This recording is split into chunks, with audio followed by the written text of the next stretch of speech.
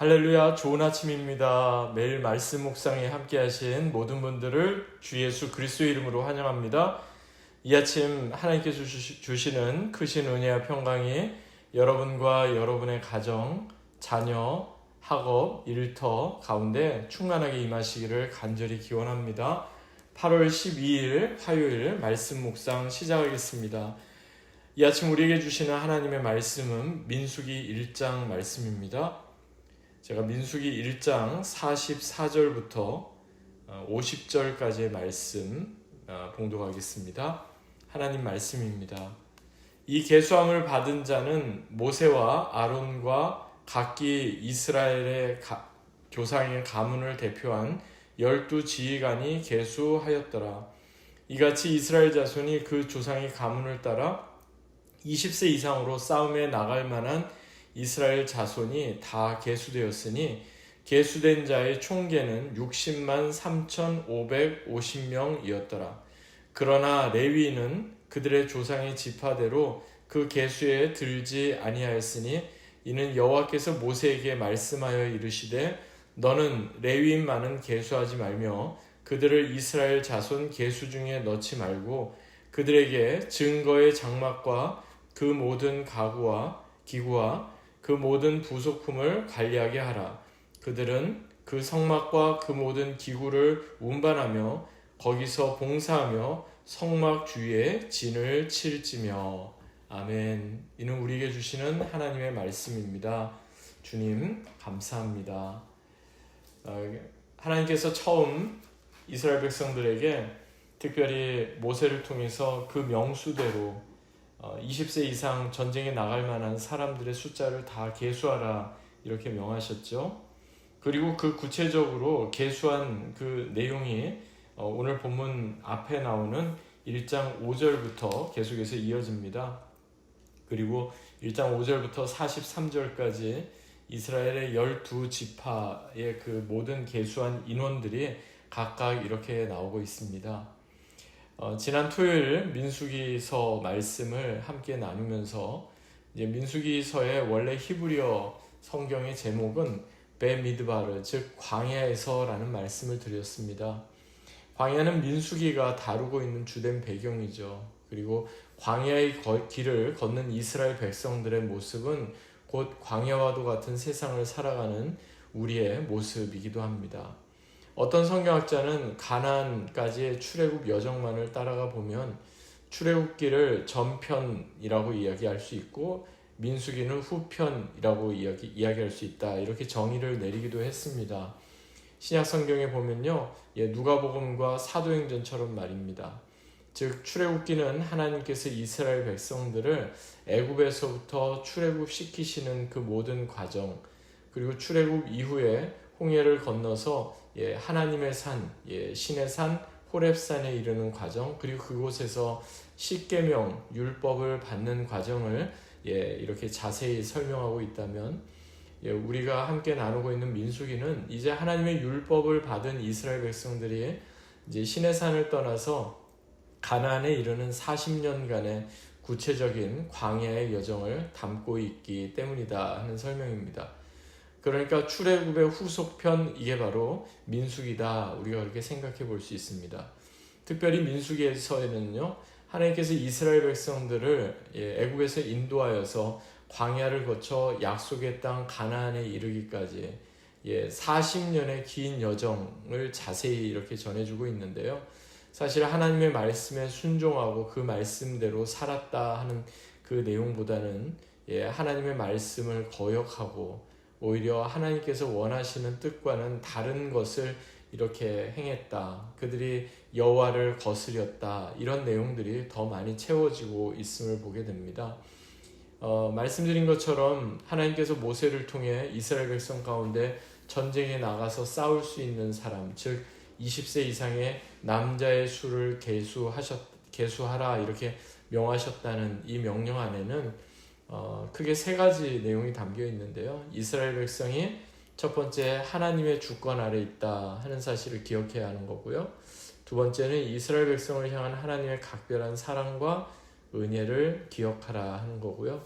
마지막 세 번째는 이스라엘 백성을 향한 하나님의 언약을 기억하며 그 언약을 신실하게 지키실 하나님을 신뢰하라 하는 의미가 각각 담겨 있다는 것을 지난 시간에도 제가 말씀을 드렸습니다. 그런데요, 오늘 본문을 보니까 특이하게도 이스라엘의 12지파 가운데 제사장 지파로 알려진 레위 지파의 경우는요, 다른 11지파, 요셉 지파를 에브라임 지파와 므낫세 지파로 구분한다면 이제 12지파가 되겠지만, 나머지 지파와는 달리 싸움에 나갈 20세 이상의 남자의 수를 계수하라 이렇게 명하지 않았다는 사실입니다. 오늘 본문을 보니까요, 본문 47절에 그러나 레위는 그들의 조상의 지파대로 그 계수에 들지 아니하였으니 이렇게 말씀합니다. 그 대신 하나님께서는 레위인들에게 증거막, 즉 성막과 제사를 위한 그 모든 기구들을 이렇게 옮기고 그것을 관리하는 책임을 이렇게 특별히 맡겨주셨다 이렇게 말씀하고 있죠. 그 구체적인 내용이 본문 뒤에 나오는 민수기 1장 47절부터 53절까지 이렇게 구체적으로 나오는데요. 레위 지파를 이스라엘의 다른 지파들과 구별한 이유는 무엇일까요?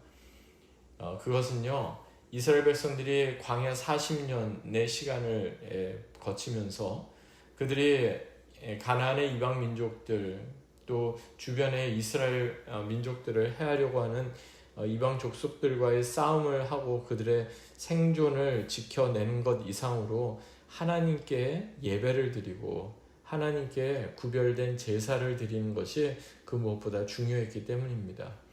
그리고 실제 금송아지 사건으로 레위 지파만은 전적으로 하나님 편에 서게 되죠. 그래서 3,000명이나 되는 우상 숭배자들 이렇게 끊어내는 그런 일 있을 때 레위 지파는 전적으로 여호와 하나님 편에 섰던 것을 보게 됩니다.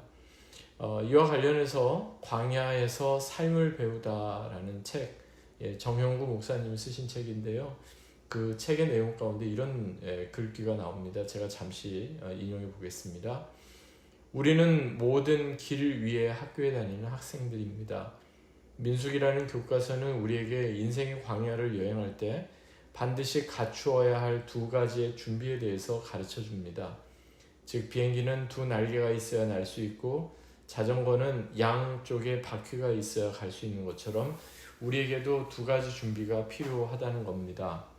즉 우리는 일주일 가운데 6일을 세상에서 군사가 되어 외부 환경의 도전들에 대해 믿음으로 응전하며 반면에 주일에는 제사장이 되어 하나님께로부터 죄의 용서함을 받음과 동시에 그분의 힘과 은혜를 함께 받는 겁니다.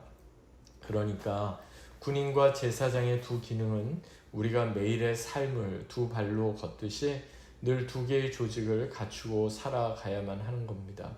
간혹 영적인 준비만 중요하다고 생각하는 사람이 있습니다. 오직 기도만 하면 된다고 생각하고 현실적인 준비는 거의 하지 않는 겁니다. 이 사람은 기도를 현실에서 도피하는 도구로 삼는 겁니다. 이와 같이 과도한 은혜파는 인구조사를 할 때 오직 레위 지파의 인구만을 조사하려 하는 사람입니다. 그러한 민수기는 군대를 위한 인구조사를 먼저 기록하고 있음을 잊지 말아야 합니다. 반대로 현실적인 준비는 열심히 하지만 정작 기도는 별로 하지 않는 사람도 있습니다. 그는 하나님의 도움 없이 모든 일을 자신의 힘으로 하려고 하는 사람입니다. 하나님을 믿는다고 하나 실제로는 믿음이 없는 겁니다. 이러한 사람은 군대 조직을 위한 인구조사는 하지만 제사장 조직을 위한 레위 지파의 인구조사는 하지 않는 사람입니다. 어떠십니까? 긴 내용이지만 많이 공감이 되시죠? 비행기가 두 개의 날개가 있어야 날 수 있고 자전거도 두 개의 바퀴가 있어야 제대로 이렇게 굴러갈 수 있는 것처럼 우리의 신앙, 우리의 삶에도 이러한 균형이 있어야 하는 겁니다. 이스라엘 백성들, 하나님께서 레위 지파를 제외한 나머지 지파에 싸움에 나갈 영적인 군대, 그들을 일일이 계수하라고 명하시고 동시에 레위 지파는 그들로 하여금 하나님을 예배하고 또 하나님께서 그들에게 맡기신 증거의 성막 그리고 모든 기구와 그 부속품들을 관리하게 하라 이렇게 명하신 것은요, 우리의 삶에도 이 두 가지가 균형을 갖추고 있어야 하기 때문에 그렇습니다. 그러니까 우리가 주일 모여서 함께 하나님 앞에 예배하는 것뿐만 아니라 나머지 평일에 우리가 일상 가운데 하나님의 군대, 하나님의 백성으로 살아가는 이 두 가지의 균형이 우리 가운데도 그대로 있어야 하는 겁니다. 그래야만 우리는 광야를 잘 통과할 수가 있는 겁니다. 광야와도 같은 세상 살아가면서 우리가 정말 늘 기억해야 할 것은 우리 안에 이러한 신앙과 삶의 균형이 항상 구비되어 있어야 한다는 사실입니다. 그렇게 될 때 험한 광야, 메마르고 각박하고 또 여러 가지 어려운 광야 가운데서도 우리는 낙오하지 않고 끝까지 하나님께서 우리를 이끄시는 가나안 땅으로 순례의 길을 잘 마무리하게 되는 겁니다. 이 아침 다시 한번 이 말씀을 마음에 되새기십시다.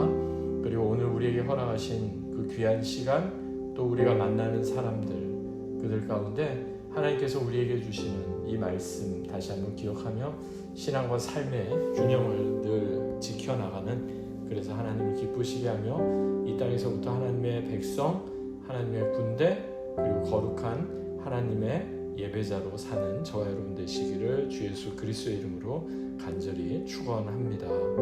아멘. 하나님 아버지 감사합니다. 우리의 신앙과 삶에도 이러한 균형이 있기 원합니다. 우리가 하나님의 군대이며 또한 하나님을 예배하는 예배자임을 늘 기억하며 살게 하옵소서. 감사드리며 살아계신 주 예수 그리스도의 이름으로 간절히 기도하옵나이다.